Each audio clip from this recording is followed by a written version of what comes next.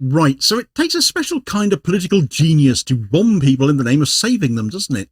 Ahmed al Sharaa, better known as the former al-Qaeda operative al-Jolani, the HTS-commander-turned-president of Syria, now dresses up his old authoritarian instincts as humanitarian concern, proclaiming that protecting the Druze is his noble mission, despite having targeted minorities incessantly since seizing power in Syria.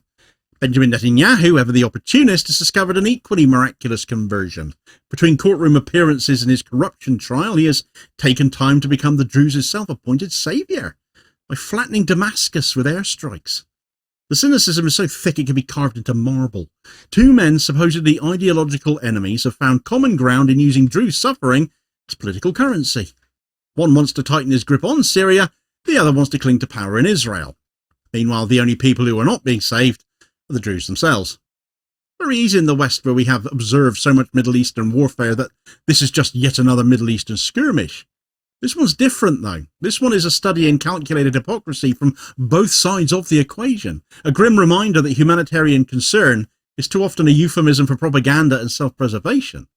This is a story of how a local economic protest became a regional proxy war, how two leaders wielded the language of protection while dealing out destruction, and how civilians, yet again, end up paying the highest price.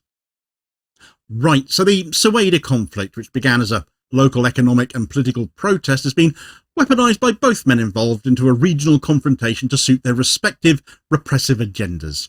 It has provided Israel with a convenient pretext for its most significant strikes on Damascus in years, and offered Sharah an opportunity to crush dissent under the guise of counter-terrorism. Meanwhile, the Druze, the very people invoked by both sides as justification, find themselves shelled, displaced and killed in the name of their supposed protection. Contrary to the official narratives emanating from Damascus and Tel Aviv, the Sueda crisis was not born of sectarian hatred or extremist infiltration. Its origins lie in the worsening economic conditions that have plagued Syria since the fall of Bashar al-Assad and Sharah's rise to power in December of last year. Rampant inflation, fuel shortages and chronic unemployment hit Sueda particularly hard. The Druze, who were long accustomed to a degree of autonomy under both Assad and his predecessors before them, as I spoke about in a video yesterday actually, saw their living standards collapse while simultaneously facing new demands for loyalty to Sharah's interim government. So by late June, demonstrations had erupted across Sueda. They'd had enough. Protesters demanded fuel, food and greater local autonomy, as they were used to under the Sueda Military Council, which had become the de facto authority in the region during those final chaotic years of Assad's rule and very much the beginning of Sharah's. Initial protests were peaceful, but Sharah's response transformed them into a full-blown conflict. Sharah, ever the religious extremist, you see, dispatched elite units to Sueda to impose order. Villages were therefore shelled, community leaders arrested, and entire areas placed under punitive blockades. Reports indicated that hundreds of civilians were killed in these early crackdowns, and the humanitarian situation deteriorated rapidly. So the framing of protests as terrorist infiltration was a strategic choice. I wonder if Keir Starmer's been taking pointers over Palestine Action, for example. But it allowed Sharah to delegitimise local grievances and present himself to international partners, particularly the United States and Gulf states, as a bulwark against extremism. It also justified the deployment of government-aligned militias, many drawn from Bedouin tribes historically hostile to the Druze over control of smuggling routes and land. This added a combustible local rivalry to an already volatile situation. So what began as an economic protest was recast by Sharah and these anti-Druze elements as a security crisis, allowing Sharah to pursue his long-term goal of integrating Sueda fully, forcefully, into Damascus's authority, tolerance of dissent and autonomy not allowed on his agenda. Sharah's claim to prioritise the protection of the Druze, therefore, as he's now said, repeated in interviews and official statements, is breathtakingly disingenuous, to say the least, when measured against his government's actual record. His forces have shelled Druze villages, displaced thousands and arrested community leaders under the pretext of counter-terrorism. In Sueda alone, more than 3,000 people have reportedly been displaced since the crackdown began. This hypocrisy is not limited to Sueda, though. Sharah's interim government, formed from his HTS group, al-Qaeda in Syria by another name as that is, has continued to persecute minorities in other parts of Syria over the last several months. Christians and Alawites in western Syria particularly have faced property seizures, mass arrests for resisting central authority, and in the case of the Alawites, certainly massacres. In Idlib and other northern areas, HTS-linked militias operate under Sharah's nominal control, have harassed Yazidi and Christian communities there as well, undermining his claims of a new inclusive government. Sharah's sudden embrace of minority rights, therefore, it is all a bit hard to swallow. It appears to be a carefully calculated public relations strategy. With the United States and Gulf states offering reconstruction aid contingent on distancing Syria from Iran, portraying himself as a moderate protector of minorities is politically expedient to Sharah then. His messaging also serves to undermine Israeli justification for airstrikes. If Damascus can plausibly claim to be safeguarding Druze rights, then Netanyahu's strikes look like aggression rather than humanitarian intervention. Yet for the Druze, Sharah's protection has meant being shelled by the army on one day and used as a propaganda tool the next. His words are less a commitment to minority rights than an attempt to secure legitimacy abroad while consolidating power at home. If Sharah's hypocrisy is cynical, though, Netanyahu's actions border on the strategically irrational. Ahmed al Sharaa has signalled openness to diplomatic engagement with Israel. My God, has he ever, marking a stark departure from Assad's hostility and pro-Iran proclivities. Yet Israel has responded not with diplomacy, but with its most significant strikes on Damascus now in years, including a direct hit on the Defence Ministry building that killed and injured dozens. Despite Sharah repeating ad nauseum he wants to be friends with Israel, particularly notwithstanding the aid Israel has given to HTS over the years to oppose Assad, the explanation lies in Israel's long-standing security doctrine, legislative paranoia as that basically is, which prioritises maintaining weak and divided neighbours over cultivating stable relations, in order that Israel can stand alone and stand strongest. A diplomatically rehabilitated Syria, even under Sharah, could one day muster the legitimacy to demand the return of the Golan Heights, for example, which Israel annexed illegally decades ago in 1967, yet which Sharah has offered up on a plate to Israel for normalisation. Keeping Syria fractured and its leadership discredited serves Israel's long-term strategic interests far more than entertaining the possibility of peace does. Just one more reason why the genocidal apartheid state is an absolute pariah. Netanyahu's domestic political troubles add a personal incentive to escalate as well. His corruption trial still looms large, and it's a case of finding any excuse to kick that can down the road.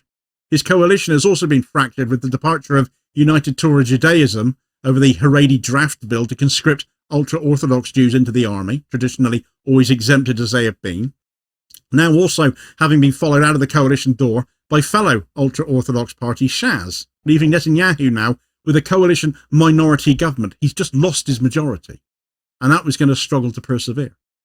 By bombing Damascus under the pretext of humanitarian protection for Druze communities, Netanyahu achieves two objectives. He dominates the news cycle with security headlines and reassures those coalition partners that he's still Mr. Security. The humanitarian narrative plays well in Western capitals, excusing their ongoing Israeli support, while at home it distracts from corruption and government instability. It's not the first time Netanyahu has used military action as a political distraction, though. His 2019 Gaza escalation coincided with early corruption hearings, and his 2021 covert strikes in Syria followed weeks of domestic protests. The Sueda crisis provides yet another convenient battlefield for Netanyahu's personal political survival. The United States' role under Donald Trump adds another layer of contradiction to the crisis. Washington is simultaneously supporting Sharah and Netanyahu right now, despite the two effectively waging war against each other as they play a dishonest version of tug-of-war with the Druze. On the one hand, Trump's administration has offered reconstruction aid and diplomatic engagement to Sharah to keep Syria out of Iran's orbit. On the other hand, it continues to supply Israel with intelligence and military hardware, effectively green-lighting Netanyahu's strikes wherever he sees fit, including on Damascus. So this balancing act is driven by a cold pragmatism, though. Sharah is useful as a local enforcer against Iranian interests, while Israel remains America's key regional ally and the primary counterweight to Iran. The contradiction is ignored because it serves US strategic interests to keep both leaders dependent on American support. However, the policy is not without risk.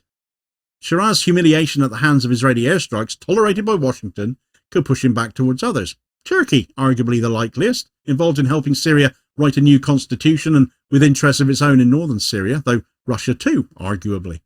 The longer the US tries to maintain a position of contradiction, the greater the likelihood that it will eventually be forced to choose sides. The Sueda crisis has drawn predictable reactions from regional and international actors too. Turkey, as I mentioned a moment ago, has condemned Israeli strikes as a violation of Syrian sovereignty. You would imagine they would side with Syria in this, positioning itself as a mediator whilst pursuing those northern interests of theirs and suppressing Kurdish militias along the border. The Gulf states have been divided over it, with the Saudi Arabia and the UAE offering cautious criticism of Israel while quietly funneling reconstruction aid to Sharah as part of their broader strategy to curb Iranian influence and secure themselves. Also a somewhat contradictory position, since the Saudis are in talks these days with Iran as well. Well, that's another story entirely, so let's not complicate matters unnecessarily here. The Arab Parliament has issued the strongest condemnation, calling Israel's actions a flagrant violation of sovereignty and demanding international intervention. Iran has seized on the crisis to say that the attack has been all too predictable, adding that Iran supported the sovereignty and territorial integrity of Syria, more aimed at the people of Syria than Sharah, who has vehemently opposed Iran ever since coming to power, Western puppet that he is.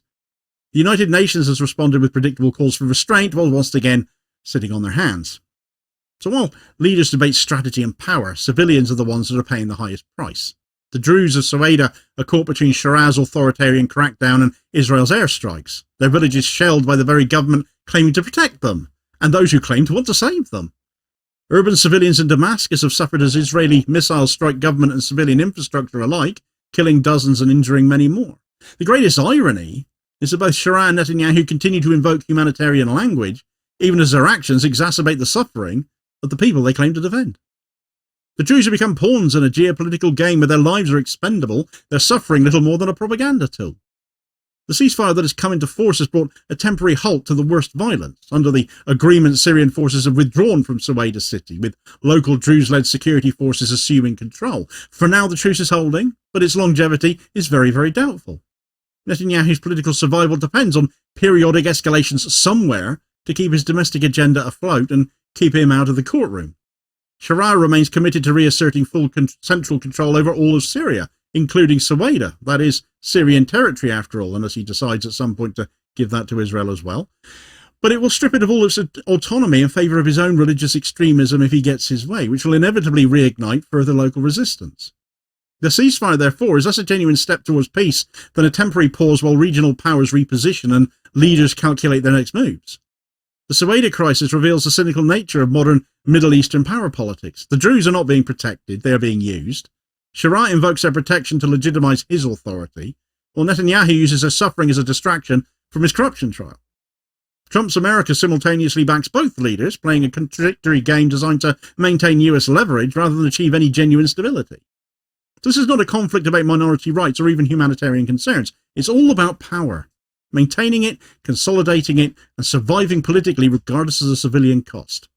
Until these fundamental dynamics change, no ceasefire is going to last, and no promise of protection will be anything more than propaganda. As long as leaders like Sharah and Netanyahu view war as a tool for political survival, and as long as global powers enable them, the people of Sueda, people of Damascus, the minorities across Syria, will remain pawns in a cynical and deadly game. For more on this story and the Druze themselves, their autonomy, and what is actually under threat here by both Israel and Syria, do check out this video recommendation here as your suggested next watch, where I dived into that a little more deeply. Please do also hit like, share and subscribe if you haven't done so already, so as to ensure you don't miss out on all new daily content, sort of spreading the word and helping to support the channel at the same time, which is very much appreciated. Holding power to account for ordinary working class people, and I'll hopefully catch you on the next vid.